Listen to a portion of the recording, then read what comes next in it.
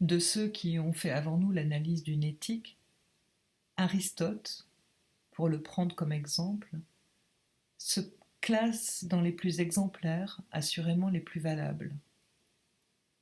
C'est une lecture, je vous l'ai signalé, passionnante, et je ne saurais trop vous conseiller comme un exercice d'en faire l'épreuve.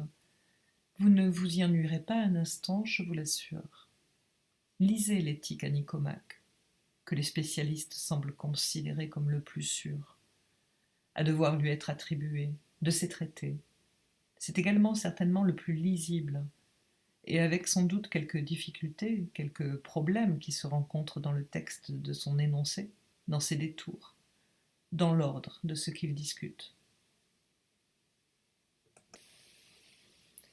Tout de même, franchissez les passages qui vous sembleraient trop obscurs ou compliqués, ou bien ayez une édition avec de bonnes notes qui vous réfèrent à ce qu'il est nécessaire de connaître de la logique d'Aristote, à l'occasion, pour comprendre les problèmes qu'il évoque.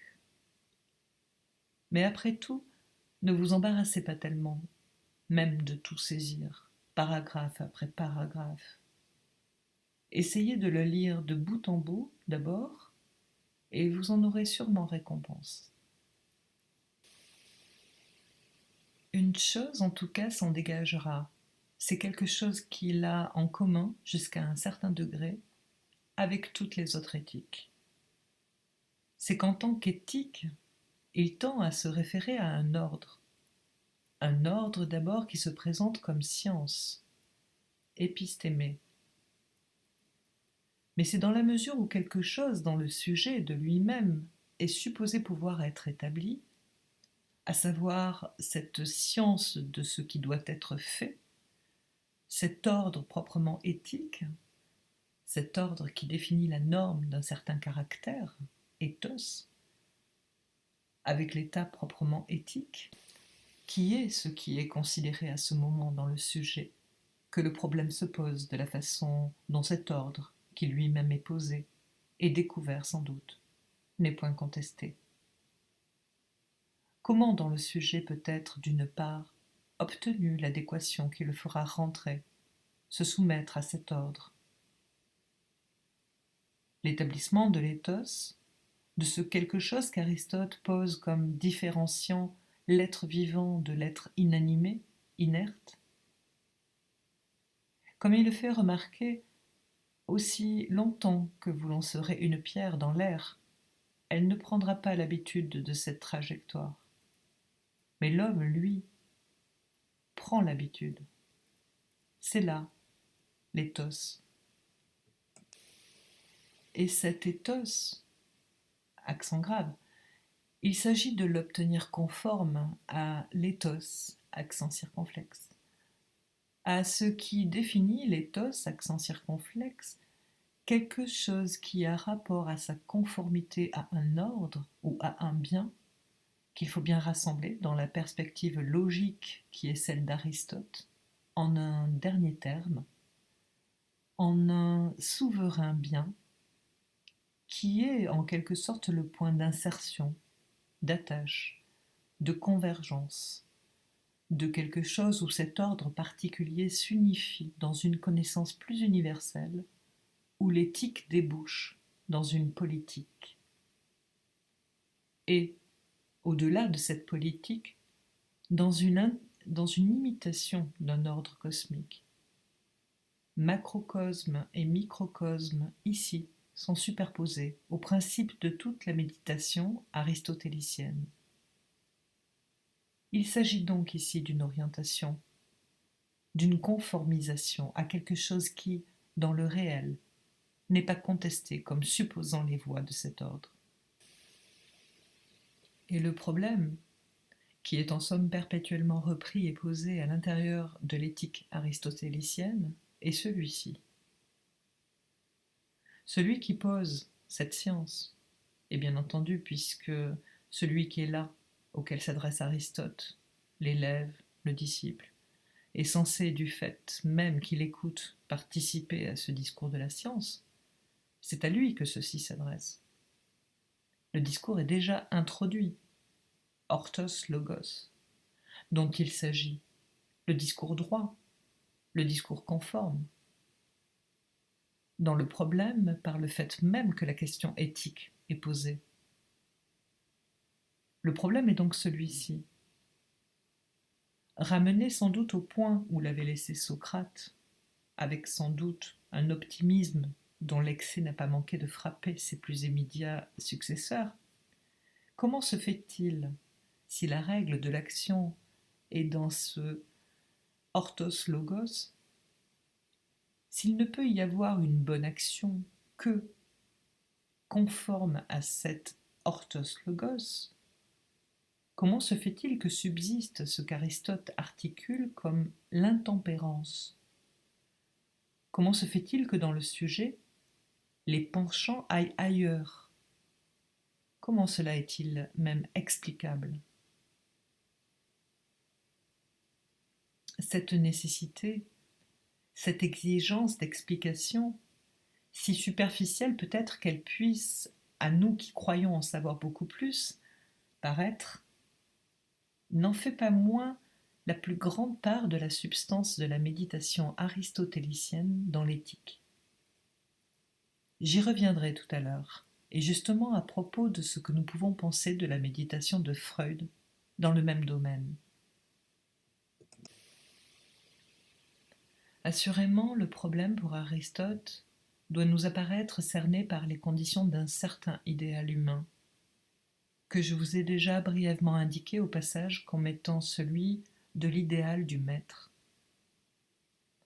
Tout le problème pour lui est d'élucider le rapport qu'il peut y avoir entre cette akoulasia, cette intempérance, et quelque chose qu'il appelle la mise en défaut, le défaut manifesté concernant ce qui est la vertu essentielle de celui auquel il s'adresse.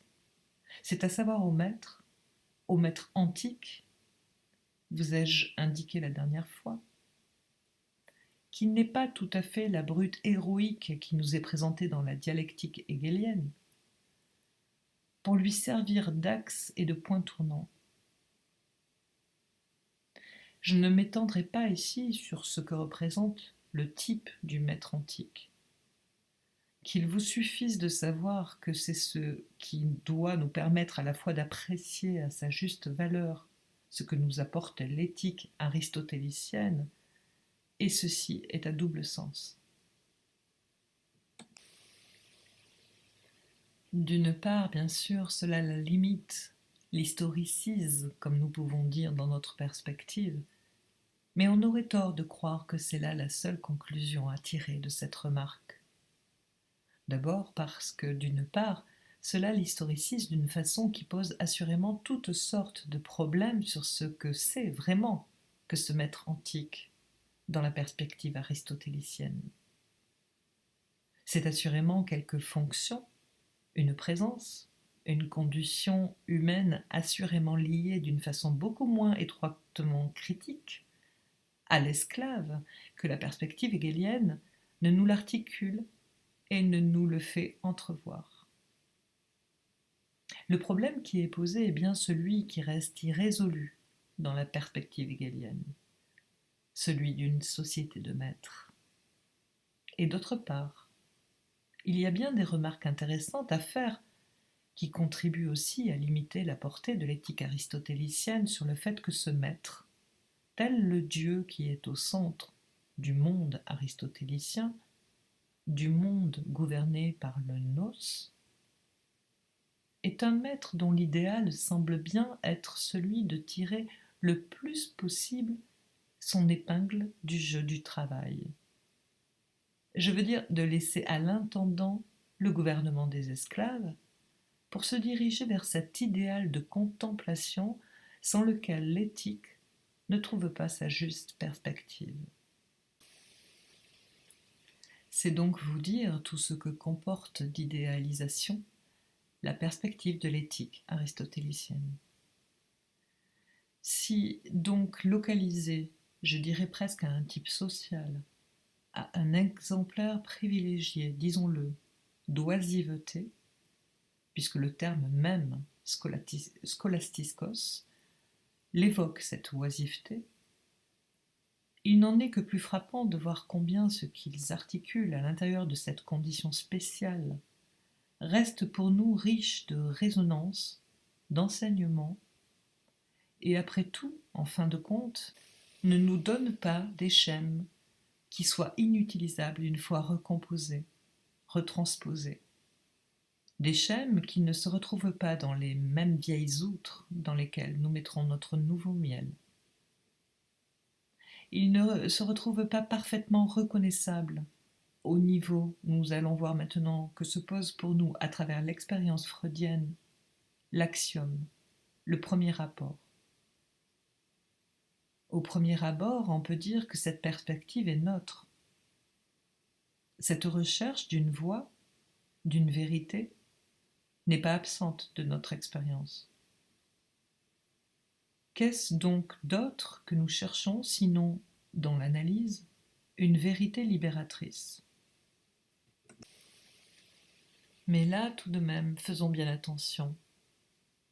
C'est que précisément, il y a lieu de ne pas se fier aux mots et à leurs étiquettes, car cette vérité que nous cherchons, il est certain que dans son être, dans ce en quoi nous la poursuivons dans une expérience concrète, ce n'est pas celle d'une loi supérieure, d'une loi de vérité. Si la vérité que nous cherchons est une vérité libératrice, c'est une vérité que nous allons chercher à un point de recel de notre sujet. C'est une vérité plus particulière. Car même si nous pouvons, la forme de l'articulation que nous lui trouvons chez chacun, la retrouver toujours nouvelle, la même chez d'autres, c'est tout de même pour autant que pour chacun, elle se présente dans sa spécificité intime, avec ce caractère de Wunsch impérieux, auquel rien ne saurait s'opposer, qui, en quelque sorte, permettent de le juger du dehors. Ce que nous pouvons lui trouver de mieux comme qualité, une fois que nous l'avons fait agir, c'est que c'est là le vrai Wunsch, qui était au principe d'un comportement égaré, d'un comportement atypique. Mais c'est dans son caractère irréductible, son caractère de modification dernière, de modification qui ne suppose d'autre normativation que celle d'une expérience de plaisir ou de peine, mais d'une expérience dernière d'où ils jaillissent, et à partir duquel ils se conservent dans la profondeur du sujet sous une forme irréductible. C'est à partir de là, de cette découverte, qui est donc loin d'être quelque chose qui se présente d'aucune façon comme ayant un caractère de loi universelle, mais au contraire de la loi la plus particulière, même s'il est universel que cette particularité se rencontre chez chacun des êtres humains. C'est là, sous cette forme que nous avons qualifiée de phase régressive, infantile, irréaliste, que ce caractère de pensée livré au désir, de désir pris pour la réalité, que nous le rencontrons.